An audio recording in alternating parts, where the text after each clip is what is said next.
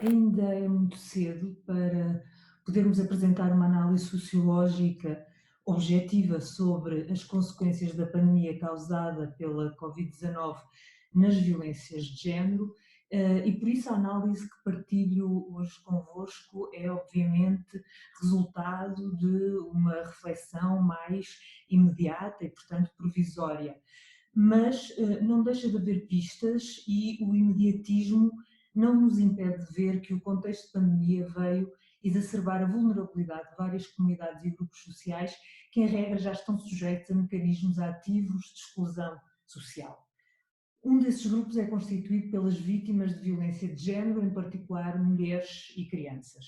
São vários os processos de fragilização causados por esta pandemia e cada um deve convocar-nos, enquanto sociedade e cientistas sociais, a uma reflexão crítica, mas também solidária.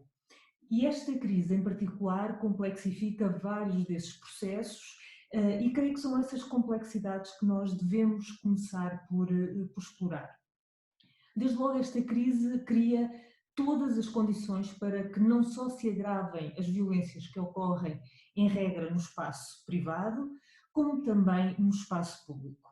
E isto prende-se não exclusivamente, mas em grande medida, com a necessidade de confinamento social, que é possivelmente a grande novidade desta pandemia. A atenção tem estado focada sobretudo nas violências que ocorrem no espaço privado, no espaço íntimo, e facilmente percebemos porquê.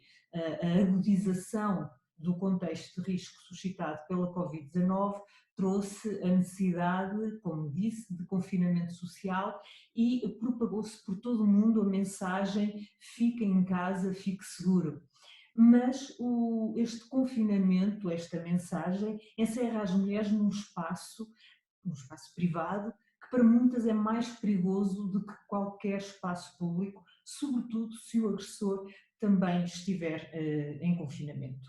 Como demonstram vários estudos, a violência tende a agudizar-se após longos períodos de convivência familiar, como no final das férias de verão ou de Natal. Muitos assassinatos de mulheres ocorrem precisamente no final destes períodos. Aliás, em alguns países, o alerta para o possível agravamento da situação das violências domésticas nas relações de intimidade, como consequência das medidas de confinamento, deveu-se precisamente ao assassinato de mulheres, como aconteceu no Reino Unido. Portanto, o atual contexto propicia um desses momentos de convivência prolongada entre agressor e vítima, e é ainda um contexto marcado pelo stress emocional que a situação causa por um aumento da ansiedade provocado pela incerteza relativamente ao presente e também ao futuro. Portanto, temos o cruzamento entre um cenário estrutural, produzido e reproduzido pelas relações patriarcais, e um contexto ocasional e de emergência provocado pela pandemia, que pode efetivamente intensificar as situações de abuso, quer para vítimas de violência de longo termo, quer para aquelas que apenas mais recentemente começaram a sofrer abuso. Portanto, esta atenção relativamente ao espaço privado, ao espaço íntimo, faz todo o sentido. Mas poderá haver igualmente o agravamento das formas de violência no espaço público. O apelo à distância social, o incentivo ao teletrabalho e as medidas de emergência, que encerraram muitos serviços e comércio, contribuíram para o esvaziamento das ruas, e isso pode tornar os espaços urbanos, mas também os espaços rurais, mais propícios à violência e ao assédio, sobretudo sexual. E isto pode acontecer não só contra as mulheres mais vulneráveis, como por exemplo as sem-abrigo, mas também aquelas mulheres que trabalham nos serviços essenciais, como a enfermagem, a assistência social, os serviços de limpeza e de manutenção nas unidades de saúde, o trabalho nos hipermercados, entre muitos outros, que são serviços que não pararam e que são altamente feminizados, e portanto estas mulheres continuam com o seu dia-a-dia e com as suas rotinas, mas desta vez num contexto que poderá ser no espaço público de maior insegurança. Devemos então ter em atenção estas duas vertentes nos dois espaços.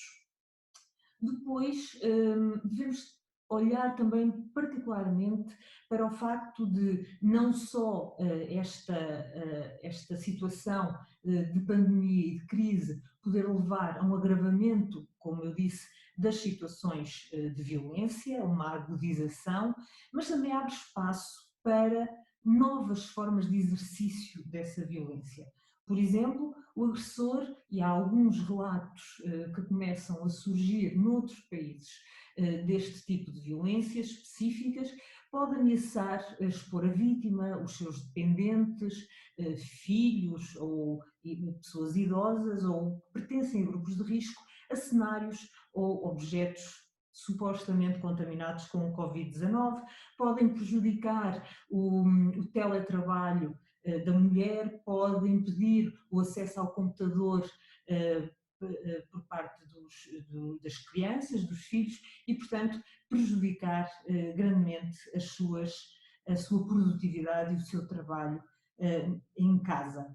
Este é um contexto igualmente propício, sobretudo para as mulheres vítimas de violência numa relação de namoro, à cyberviolência, como a ameaça de publicação de fotografias íntimas nas redes sociais, durante reuniões, durante aulas e em diferentes plataformas digitais. Estas formas de violência, sejam ameaças ou ações concretizadas, vêm então reforçar a já existente assimetria de poder entre agressor e vítima e contribuem significativamente para a perda de qualidade de vida, stress, mal-estar físico e psicológico desta mulher e, quando é o caso, também dos seus filhos.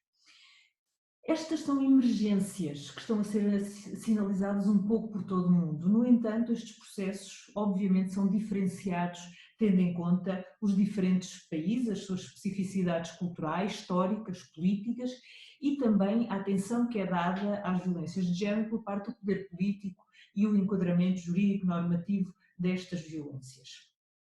E um olhar sociológico deve então ter em atenção estas especificidades e também as diferenças entre o Norte e o Sul global. Alguns países do Sul já deram, em períodos anteriores, fortes sinais que, perante contextos de pandemia, como o ébola, por exemplo, houve um aumento da violência de género, fosse de violência doméstica, fosse de exploração sexual, tráfico de mulheres e crianças. O olhar ocidental, infelizmente, não esteve tão atento a essa realidade como está neste momento. Mas a nossa análise deverá ser sempre balizada, então, pelo contexto económico, sociocultural e político dos países em análise.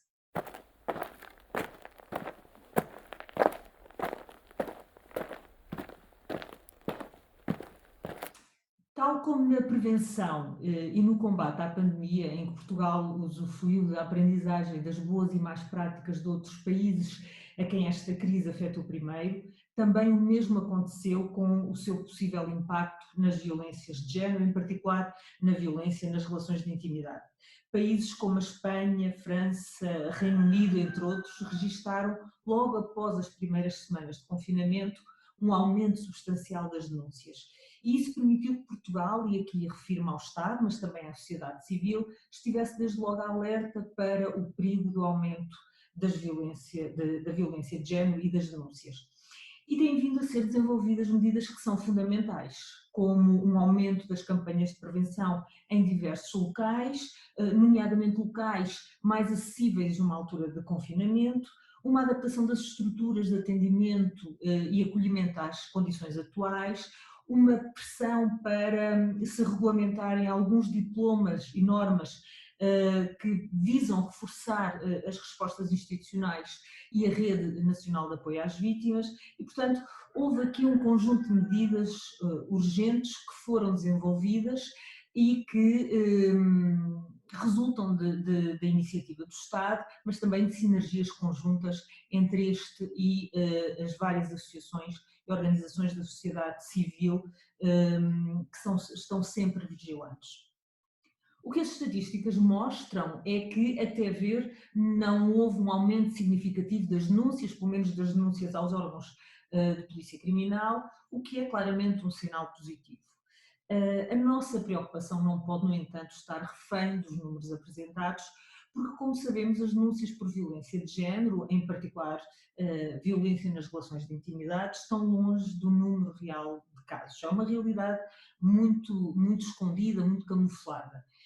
O contexto de pandemia pode, inclusive, constranger ainda mais as denúncias, porque a capacidade de controle exercida pelo agressor aumenta, ele consegue estar muito mais tempo com a vítima, porque as redes de apoio mais comuns, sejam informais, como a família, os amigos, os colegas de trabalho, ou mesmo mais formais, mais institucionais, como os professores, profissionais de saúde, assistentes sociais, todas estas redes estão mais distantes, mais fluidas. E a própria atenção da comunidade está fragilizada para estes casos, está menos mobilizada, porque as pessoas estão preocupadas, efetivamente, com o vírus, com a possibilidade de contágio e por uma alteração significativa dos seus cotidianos. E há aqui mais uma questão que eu creio que nós devemos ter em conta ainda relativamente a este aumento ou diminuição das denúncias. É que as próprias estratégias de sobrevivência desenvolvidas pelas vítimas para a sua própria proteção, mas também dos seus dependentes, em particular crianças, pode estar condicionada. As vítimas, mesmo em situação de necessidade, podem não se deslocar a nenhuma unidade de saúde pelo medo de ser contaminadas, podem não pedir auxílio aos pais ou outros familiares com o receio destes poderem adoecer e, e têm também algum receio relativamente às respostas que lhes vão ser dadas, nomeadamente terem contacto com pessoas que não conhecem ou serem remetidas para casas de acolhimento que não sabem porque desconhecem quais vão ser as condições que lá vão encontrar. Por isso, mais do que uma análise quantitativa, é indispensável percebermos os modos complexos como esta crise afeta a vida das mulheres vítimas de violência. E esse entendimento mostra-nos que nós devemos continuar a fazer um investimento no combate às violências de género, tendo consciência que estas políticas devem dirigir-se especificamente a estas violências, mas não se podem esgotar nelas. E eu, nesta esteira, quero sublinhar 4 eixos de atuação que me parecem particularmente relevantes e que são estruturais. Não se prendem apenas com o contexto atual, mas parecem ainda mais urgentes na sequência desta crise. Um primeiro eixo refere-se à aposta na prevenção primária, num forte investimento na educação formal e na formação para a igualdade de género. Em última instância, é esta prevenção que irá evitar violências nas relações de género no futuro. O segundo diz respeito à esfera económica, que é uma área que sabemos que será muito afetada a médio e longo prazo. E a pandemia, tal como a crise económica e financeira de 2008, será profundamente genderizada nas suas consequências económicas e isto, obviamente, tem reflexos nas violências de género. Por exemplo, no que diz respeito à violência nas relações de intimidade, nós temos visto que esta, apesar de tradicionalmente estar associada à esfera privada, ela tem múltiplas interferências e consequências no trabalho da vítima, com custos económicos e pessoais elevadíssimos. A violência provoca perdas de produtividade consideráveis, leva a ausências prolongadas do local de trabalho e à perda de emprego.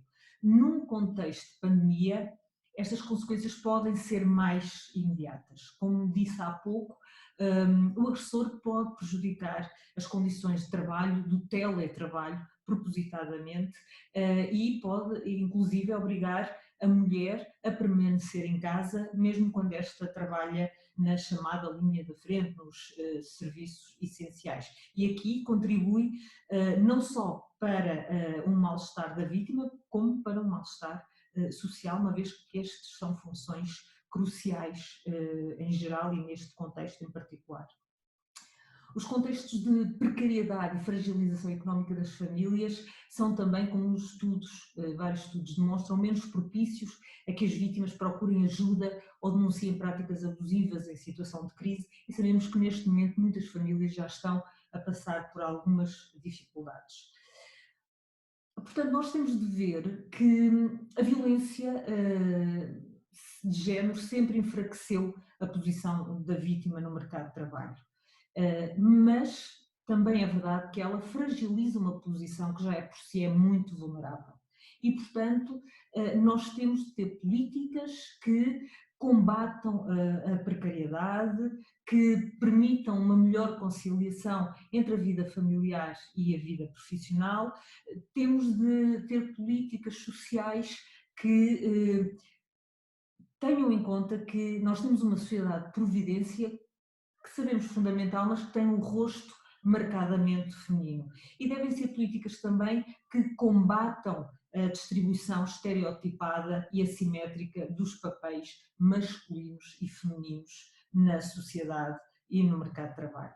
Portanto, a violência contribui efetivamente para a vulnerabilização social, económica, cultural e política de muitas mulheres e essa vulnerabilidade concede a manutenção do abuso e, portanto, qualquer política de apoio às vítimas de violência num contexto de pandemia deve ter em conta a situação económica das mulheres pré e pós-pandemia. Um terceiro eixo de atuação refere-se à necessidade de repensarmos a resposta que as sociedades globalmente dão a estas mulheres.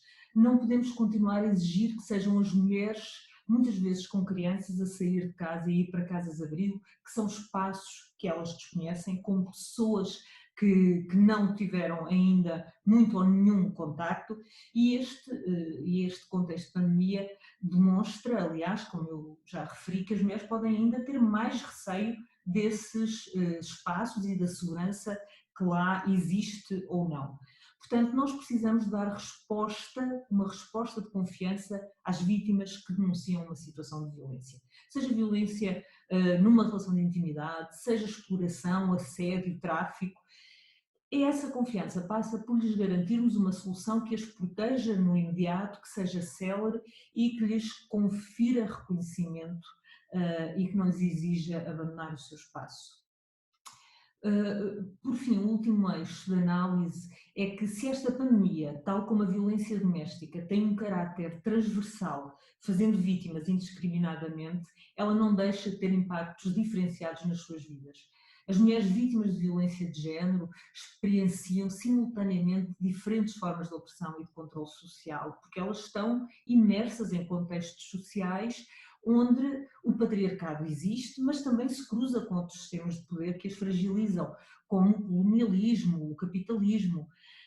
E aquilo que nós vemos e que este contexto pandemia nos mostra claramente é que as mulheres mais velhas, de classes sociais mais baixas, imigrantes, refugiadas, mulheres de minorias étnicas e culturais, mulheres com orientações sexuais ditas não normativas, encontram-se mais nas margens da sociedade. E também por isso dos mecanismos de apoio, de proteção e de capacitação. Se tal é preocupante em contextos de paz social, política e económica, é o ainda mais em situações de crise como a que vivemos, em que estas mulheres podem ainda encontrar mais isoladas e sem as suas redes de apoio informal. Obviamente que estes eixos de análise de políticas estão longe de esgotar tudo aquilo que é necessário e as respostas dadas têm sido muito importantes, sublinho isso, mas estas têm que ser capacitadoras. Para as mulheres vítimas de violência, ao contrário daquilo que está a ser prometido à sociedade, o final da pandemia não significa, não permite o regresso à normalidade. A vida delas está longe de ser normal e de ter condições de dignidade, de cidadania e de segurança. Pelo que as medidas não podem ficar-se pelo imediatismo, mas devem ser dirigidas igualmente às condições e processos que contribuem cotidianamente para uma maior vulnerabilidade destas mulheres.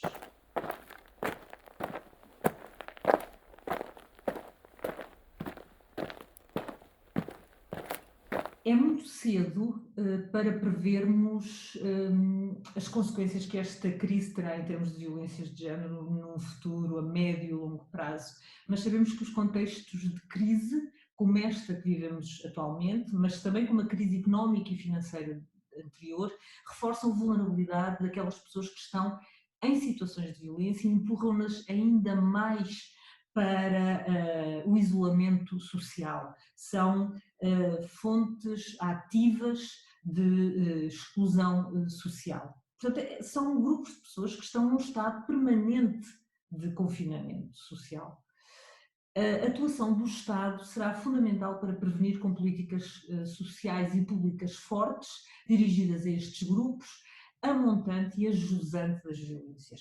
Nós sabemos que estas crises e outras que se vivem noutros países e que surgem em contextos de instabilidade política, de guerra, como resultado de catástrofes naturais, reforçam as desigualdades de género e tornam mais precárias as vidas de muitas mulheres, empurrando-as para o trabalho informal, para o desemprego, para o trabalho doméstico não valorizado.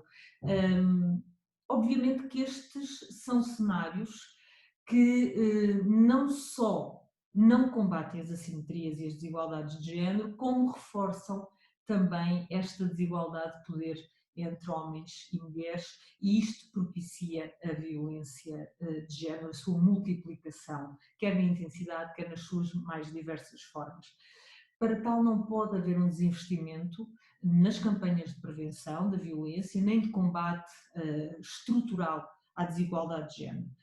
E tem de haver, o contexto pós-pandemia vai exigir todos nós, todos e todas nós, enquanto sociedade, aos feminismos, aos movimentos sociais, seja aos feminismos nas universidades, nos centros de investigação, nas organizações e associações da sociedade, vai exigir uma vigilância ativa sobre a atuação das instâncias e organizações estatais, na área da saúde, da educação, na área social, mas também do direito, para que não haja efetivamente um retrocesso dos direitos adquiridos, nem tampouco o potencial progressista de algumas leis seja capturado na aplicação das mesmas.